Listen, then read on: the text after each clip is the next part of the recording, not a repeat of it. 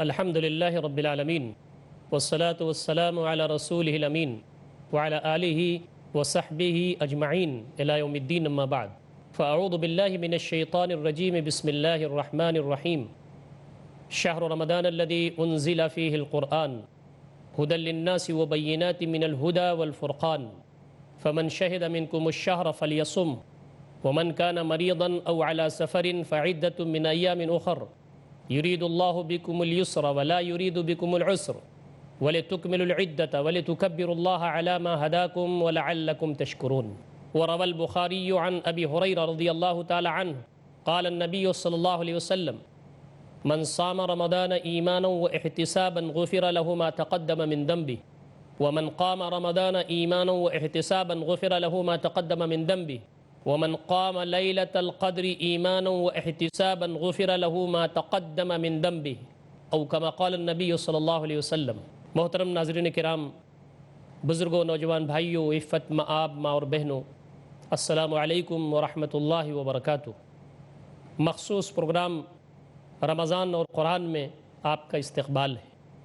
نیا پروگرام لے کر کے ہم حاضر خدمت ہیں. رمضان سے زیادہ کیسے استفادہ کیا جائے، روزوں سے کیسے زیادہ فائدہ اٹھایا جائے، قرآن مجید جو اللہ رب العزت کی طرف سے انمول تحفہ ہے اس کو حرز جاں کیسے بنایا جائے، اس مخصوص پروگرام میں ہم ان سارے امور پر تفصیل کے ساتھ گفتگو کرتے ہیں. آج جس خاص عنوان پر گفتگو پیش نظر ہے وہ قیام لیل اور تراویح ہے. رمضان المبارک کی ایک بڑی خوبی اور اس کا ایک بڑا وصف یہ ہے کہ اللہ رب العزت نے اس کی راتوں میں قیام لیل کی بڑی فضیلت بیان کی ہے، اور نبی اکرم صلی اللہ علیہ وسلم کی حدیث میں یہ بات آتی ہے کہ جو رمضان میں راتوں میں قیام کرے اس کے پچھلے گناہ معاف ہو جاتے ہیں. اور خاص طریقے سے لیلۃ القدر کی رات میں، لیلۃ القدر جو شب قدر ہے، اس میں جو شخص قیام لیل کرے اس کے سارے پچھلے گناہ معاف ہو جاتے ہیں. قیام لیل کی غیر معمولی اہمیت ہے، بڑی فضیلت آئی ہے اس کی. قیام لیل رات میں اٹھ کر کے اللہ رب العزت کی بارگاہ میں سجدہ و سجود ہونے کا نام ہے، اللہ کی بارگاہ میں کھڑے ہونے کا نام ہے، اللہ تعالیٰ کی بارگاہ میں اس کی جناب میں رونے گڑگڑانے اور نماز پڑھنے کا نام ہے. قیام لیل اور تراویح رمضان میں خاص ہے، اور قیام لیل پورے سال ہر رات بندہ اپنے رب کے سامنے حاضری دیتا ہے، کھڑا ہوتا ہے، روتا گڑگڑاتا ہے، تو وہ قیام لیل ہے. ہم قیام لیل پر گفتگو کریں گے اس لیے کہ احادیث صحیحہ میں تراویح کے الفاظ نہیں آتے، قیام لیل ہی آتا ہے. چاہے وہ رمضان کے علاوہ رات میں تہجد کی نماز پڑھی جائے یا رمضان میں قیام لیل کیا جائے، وہ قیام لیل ہے. قیام لیل کی جو ایتھنٹک اصطلاح ہے شریعت کی، رمضان اور غیر رمضان سب کے لیے اس پر گفتگو کر رہے ہیں. اور رمضان میں اس کی اہمیت اور اس لیے بڑھ جاتی ہے کہ اللہ رب العزت اجر و ثواب سے زیادہ بندوں کو نوازتا ہے. ایک جگہ قرآن مجید میں ارشاد ہے وَمِنَ اللَّيْلِ فَتَهَجَّدْ بِهِ نَافِلَةً لَكَ عَسَىٰ أَن يَبْعَثَكَ رَبُّكَ مَقَامًا مَحْمُودًا. نبی اکرم صلی اللہ علیہ وسلم کو خطاب کر کے اللہ رب العزت ارشاد فرما رہے ہیں کہ رات میں تہجد پڑھو، تہجد کے لیے اٹھو، مزید اللہ رب العزت کی بارگاہ میں زیادہ پیش کرنے کے حوالے سے امید ہے کہ آپ کا رب آپ کو مقام محمود پر فائز فرمائے گا. نبی اکرم صلی اللہ علیہ وسلم کے لیے یہ چیز ضروری تھی، آپ کو معلوم ہے، اور آپ صلی اللہ علیہ وسلم پر تہجد کی نماز اللہ رب العزت کی جانب سے لازم تھی. نبی اکرم صلی اللہ علیہ وسلم کے لیے جو الفاظ قرآن مجید میں آئے ہیں وہ باقاعدہ تہجد کے بھی الفاظ قرآن مجید میں آئے ہیں. قیام لیل، تہجد. ایک جگہ ارشاد ہوتا ہے اِنَّ نَاشِیَةَ اللَّیْلِ ہِیَ أَشَدُّ وَطْئًا وَأَقْوَمُ قِیلًا. رات میں اٹھ کر کے عبادت کرنا یہ بہت گراں ہے نفس پر، اور بات کو درست انداز سے اللہ رب العزت کی بارگاہ میں پہنچانے کے لیے سب سے بہترین وقت ہے.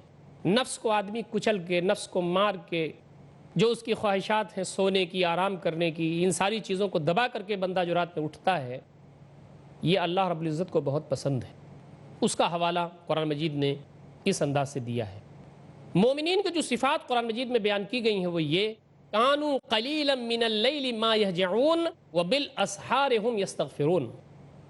رات میں وہ بہت کم آرام کرتے ہیں، اللہ کے جو نیک بندے ہیں وہ رات میں آرام کیا، اور آرام کیا انہوں نے تو اتنا آرام کیا جتنے سے ان کی ضرورت پوری ہو گئی، اور اس کے بعد اپنے رب کی بارگاہ میں کھڑے ہو جاتے ہیں۔ یہ مومنین کی صفات میں سے ہے، قرآن مجید نے بیان کی ہے۔ رات میں بہت کم وہ آرام کرتے ہیں۔ وَبِالْأَسْحَارِ هُمْ يَسْتَغْفِرُونَ، اور جب سحر ہوتی ہے، صبح کا ٹائم ہو جاتا ہے، وقت ہو جاتا ہے، تو وہ استغفار کرتے ہیں۔ سحر کا جو استغفار ہے وہ اللہ رب العزت کو بہت عزیز ہے۔ رات میں بندہ اٹھتا ہے آخری پہر میں، نصف لیل کے بعد، قیام لیل کا ٹائم وقت نصف لیل کے بعد ہے، بندہ اٹھتا ہے، رب کی بارگاہ میں حاضری دیتا ہے اور کھڑا ہو جاتا ہے، اللہ تعالیٰ سے روتا ہے، گر گڑاتا ہے، تو اس وقت جو بات بندہ پیش کرتا ہے اس کی بڑی اہمیت ہے اللہ تعالیٰ کے بارگاہ میں۔ اللہ تعالیٰ اس کو شرف قبولیت سے نواز دیتا ہے۔ ان بندوں کو اللہ رب العزت بہت عزیز رکھتا ہے جو رات میں تو تہجد کی نماز پڑھتے ہیں اور صبح کو اللہ رب العزت کی بارگاہ میں استغفار کرتے ہیں۔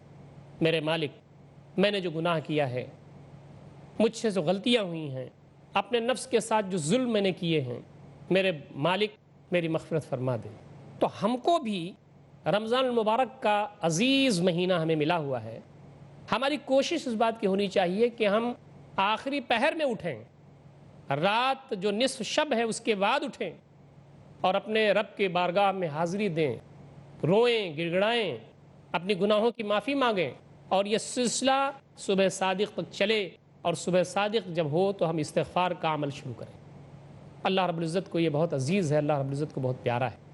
ایک جگہ اور اشارہ ہوتا ہے قرآن مجید میں، امن هو قانت آناء اللیل ساجدا وقائما یحذر الآخرہ ویرجو رحمت ربہ۔ کیا وہ شخص جو خشوع اور خضوع کے ساتھ رات بھر سجدے میں پڑا رہتا ہے، وقائما، اور رات بھر اللہ تعالیٰ کے سامنے کھڑے ہو کر کے روتا ہے، گڑگڑاتا ہے، قرآن مجید کی آیات پڑھتا ہے، تلاوت کرتا ہے، اللہ تعالیٰ کی خوشنودی حاصل کرتا ہے، یحذر الآخرہ، آخرت سے چوکنا رہتا ہے، آخرت میں جواب دہی کے احساس سے ڈرتا رہتا ہے، ویرجو رحمت ربی، اور اپنے رب کی رحمت کی اسے امید ہوتی ہے۔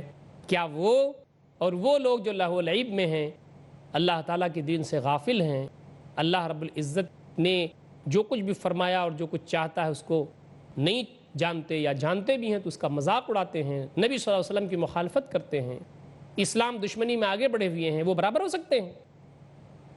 یہاں اس بندے مومن کی تعریف کی گئی ہے جو خشوع و خضوع کے ساتھ، یکسوئی کے ساتھ، تذلل کے ساتھ، عاجزی کے ساتھ رب کے بارگاہ میں رات بھر سجدے میں پڑا رہتا۔ آنا اللیل کا مطلب رات کا اکثر حصہ۔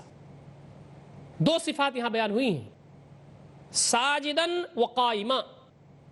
اللہ رب العزت یہ بھی فرما سکتے تھے قائمن و ساجدہ، امن ہوا قانت آناء اللیل ساجدا و قائما، یہ بھی ہو سکتا تھا قائما و ساجدہ، پہلے آدمی نماز میں کھڑا ہوتا ہے پھر اس کے بعد سجدے میں جاتا ہے، لیکن یہاں ترتیب الٹی ہوئی ہے۔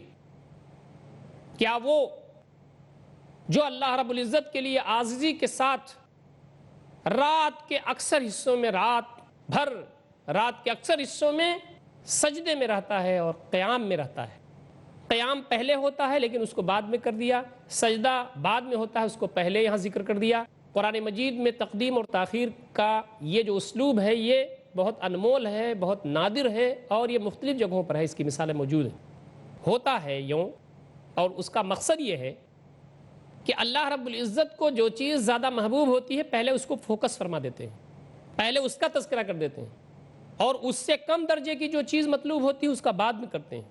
یوں تو نماز میں قیام بہت لمبا ہونا چاہیے، تہجد کی نماز میں آدمی کو جو چیزیں یاد ہو اس کو پڑھے، زیادہ سے زیادہ حفظ کرنے کی کوشش کرے، اور پڑھے، غور کر کے پڑھے، ریپیٹیشن کے ساتھ پڑھے، بار بار جو خوشی کی آیات ہیں، جو جنت کی آیات ہیں، جو بشارات کی آیات ہیں ان کو ریپیٹ کرے، جو جہنم کی آیات ہیں، اللہ تعالیٰ کے گرفت کرنے کی آیات ہیں، اس سے پناہ مانگے۔ نبی اکرم صلی اللہ علیہ وسلم کے تہجد پڑھنے کی کیفیت یہی تھی نا کہ آپ تہجد کی نماز میں جب ہوتے تھے سجدے میں تو آپ کے سینے سے آوازیں آتی تھیں، ایسی آواز آتی تھی، حدیث میں آتا ہے جیسے ہانڈی دیگچی چڑھی ہوئی ہو، پانی کھول رہا ہو، روتے تھے، گڑ گڑاتے تھے۔ نبی اکرم صلی اللہ علیہ وسلم کے بارے میں یہ آتا ہے کہ آپ جب ان آیات پر پڑھتے تھے، ان کی تلاوت کرتے تھے، نماز میں ان آیات پر پہنچتے تھے جن میں بشارات ہیں، بشارتیں اللہ تعالیٰ کی طرف سے ہیں، تو اللہ رب العزت کا شکر ادا کرتے تھے، اللہ تعالیٰ کی تحمید و تسبیح کرتے تھے۔ لیکن جب گرفت کی آیات ہیں، پکڑ کی آیات ہیں، اللہ تعالیٰ کی عقاب کی آیات ہیں، ان بطش ربک لشدید، تیرے رب کی پکڑ بہت سخت ہے، تو نبی اکرم صلی اللہ علیہ وسلم روتے تھے، پناہ مانگتے تھے اللہ رب العزت کی، استغفار کرتے تھے، اللہ تعالیٰ سے پناہ مانگتے تھے۔ تو یہاں ساجدن کو پہلے اس لیے کہا کہ اللہ رب العزت کو سجدے کا جو عمل ہے اور سجدے کی جو کیفیت ہے وہ زیادہ محبوب ہے۔ بندہ اپنے رب سے سب سے زیادہ قریب ہوتا ہے سجدے میں، اور سجدے میں جو دعائیں کرتا ہے بندہ، اللہ رب العزت اس کو شرف قبولیت سے نوازتا ہے۔ دعاؤں کے قبول ہونے کے بہت سارے اوقات ہیں، اس میں ایک قیمتی وقت ہے سجدے کے اندر اللہ رب العزت کو پکارنا، مانگنا، اپنی بنتی اور اپنی حرج اور اپنی غرض اللہ تعالیٰ کے سامنے رکھنا۔ بندے سے بہت قریب ہو جاتا ہے اللہ رب العزت سجدے میں، تو اس لیے سجدے کو پہلے استعمال کیا۔ امن ہوا قانت آناء اللیل ساجدا، کیا وہ جو خشوع و خضوع کے ساتھ یکسو ہو کر کے رات کے اکثر پہر، رات بھر اللہ رب العزت کی بارگاہ میں سجدے میں پڑا رہتا ہے، سر بس سجود رہتا ہے۔ محترم ناظرین کرام، انشاءاللہ قیام لیل اور تہجد اور تراویح پر گفتگو کا یہ سلسلہ جاری رہے گا۔ وقت ہو گیا ہے ایک چھوٹے سے وقفے کا، انشاءاللہ العزیز وقفے کے بعد پھر حاضر خدمت ہوں گے۔ والسلام علیکم ورحمۃ اللہ وبرکاتہ۔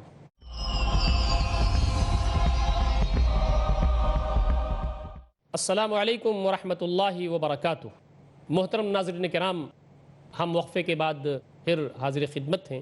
میں عرض یہ کر رہا تھا کہ قرآن مجید کی ایک آیت میں اللہ رب العزت نے ارشاد فرمایا، امن ہوا قانت آناء اللیل ساجدا وقائما، کیا وہ شخص جو عاجزی کے ساتھ، یکسوئی کے ساتھ، خشوع و خضوع کے ساتھ رات بھر یا رات کا اکثر حصہ اللہ تعالیٰ کی بارگاہ میں اس انداز سے گزارتا ہے کہ وہ سجدے میں پڑا رہتا ہے، تو سجدے کو پہلے، ساجدن کو پہلے استعمال فرمایا اور قائمن کو بعد میں استعمال فرمایا۔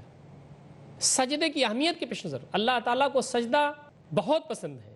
بندہ جب تذلل، خشوع اور خضوع اور انکساری اور عاجزی کی آخری درجے میں جب اپنا سر اپنے رب کے بارگاہ میں ڈال دیتا ہے تو اللہ رب العزت کو بندے کی یہ عبادیت بہت پسند ہے، اور فرمایا کہ سجدے میں جو دعا کی جاتی ہے وہ قبول ہوتی ہے، اس لیے اس کو پہلے ذکر کیا۔ وقائما، اور کھڑے ہو کر کے، گھنٹوں کھڑے ہو کر کے اللہ تعالیٰ کے بارگاہ میں وہ اللہ رب العزت کے سامنے کھڑا ہو کر کے اپنی حرج غرض بیان کرتا ہے اور اللہ رب العزت کے سامنے بنتی اور عاجزی کرتا ہے۔ نبی مکرم صلی اللہ علیہ وسلم کے بارے میں آتا ہے کہ آپ تہجد کی نماز میں اتنا لمبا قیام فرماتے تھے، اتنا لمبا قیام فرماتے تھے کہ قدم مبارک میں ورم آ جاتا تھا۔ بہت دیر تک آدمی پیر پر کھڑا ہو، پیر لٹکا کے رہے تو ورم آ جاتا ہے، بہت دیر تک قدموں پر کھڑے رہیں آپ تو پورے جسم کا ویٹ قدم پر آ جاتا ہے۔ تو یہ واجبی سی بات ہے، یہ عقل میں آنے والی بات ہے کہ ورم آ جائے گا پیر میں۔ نبی مکرم صلی اللہ علیہ وسلم کے پیروں میں ورم آ جاتا تھا۔ صحابہ کہتے تھے اللہ کے رسول صلی اللہ علیہ وسلم اگلے پچھلے سارے گناہ آپ کے معاف ہیں، آپ معصوم ہیں، اللہ رب العزت نے آپ پر فضل خاص کیا ہے، اتنی مشقت، اتنی ریاضت کیوں فرماتے ہیں آپ؟ نبی اکرم صلی اللہ علیہ وسلم فرمایا کرتے تھے افلا اکون عبدا شکورا، کیا میں شکر گزار بندہ نہ بنوں؟ یہ سراپا کرم ہے اللہ تعالیٰ کہ اس نے مجھے نبی بنایا اور ساری نعمتوں سے نوازا، اور اس کی ایک ایک نعمت اور ایک ایک اس کی طرف سے جو فیضان ہے وہ اس کا سلسلہ جاری ہے، تو کیا میں اس کا شکریہ ادا نہ کروں؟ آپ لمبا قیام فرماتے تھے۔ تو قائمہ نماز میں قیام اور سجدے کی بڑی اہمیت ہے، رکوع کی اہمیت ہے۔ حضرت سودا رضی اللہ تعالی عنہا ایک مرتبہ نبی اکرم صلی اللہ علیہ وسلم کے پیچھے نماز ادا کر رہی تھیں، تہجد کی۔ نبی اکرم صلی اللہ علیہ وسلم نے رکوع اتنا لمبا کیا، تہجد میں رکوع اتنا لمبا کیا کہ حضرت سودا نے بعد میں نبی اکرم صلی اللہ علیہ وسلم سے اس کا تذکرہ کیا اور ظرافت کے انداز میں کہا، کیا کہا؟ کہا اللہ کے رسول صلی اللہ علیہ وسلم صلیت خلفک البارحہ، نبی اکرم صلی اللہ علیہ وسلم رات میں جب آپ تہجد کے لیے اٹھے تو میں آپ کے پیچھے تہجد کے لیے نماز میں شریک ہو گئی۔ آپ نے اتنا لمبا رکوع فرمایا کہ میں نے اپنے ہاتھ کو اپنے ناک پر رکھ لیا اور اس کو دبایا کہ کہیں ایسا نہ ہو کہ میری نکسیر ٹوٹ جائے اور خون جاری ہو جائے ناک سے۔ نبی اکرم صلی اللہ علیہ وسلم مسکرائے۔ اس سے بہت ساری چیزوں کا پتہ چلتا ہے کہ رکوع بہت لمبا ہونا چاہیے، ایک بات۔ دوسری بات یہ کہ شوہر اور بیوی دونوں تہجد ان کو پڑھنا چاہیے، اور دونوں ساتھ تہجد پڑھ سکتے ہیں، لیکن ان کے کھڑے ہونے کا انداز اور طریقہ یہی ہوگا کہ شوہر آگے کھڑے ہوگا، بیوی اس کے پیچھے کھڑی ہوگی۔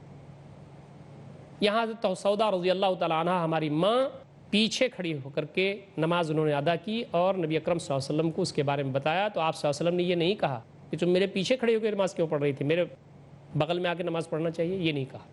تو یہ طریقہ کہ شوہر اگر نماز پڑھ رہا ہے تو بیوی کو اس کے پیچھے کھڑے ہو کے نماز پڑھنا چاہیے، اس حدیث سے ثابت ہے۔ رمضان المبارک کی بابرکت ساتیں، اس کے لمحات گزر رہے ہیں، اور آپ کو معلوم ہے کہ ہر رات رمضان المبارک کی یونک رات ہے، غیر معمولی اہمیت کی حامل رات ہے۔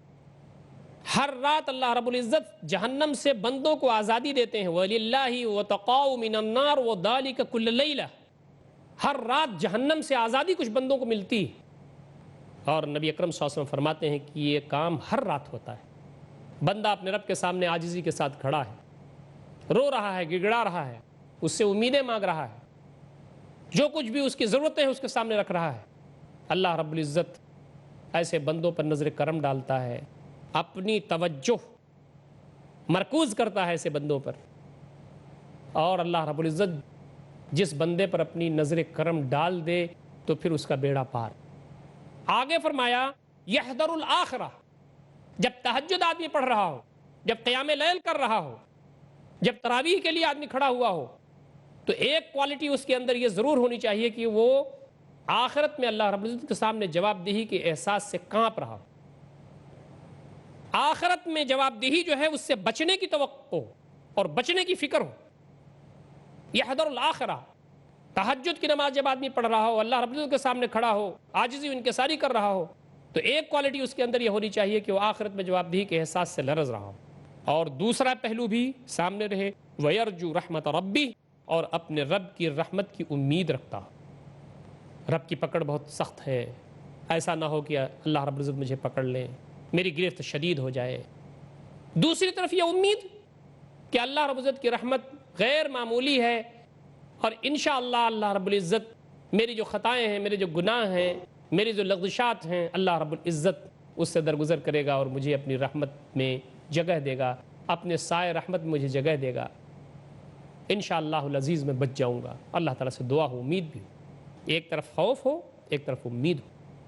الایمان بین الخوف والرجا، ایمان خوف اور امید کے درمیان ہے۔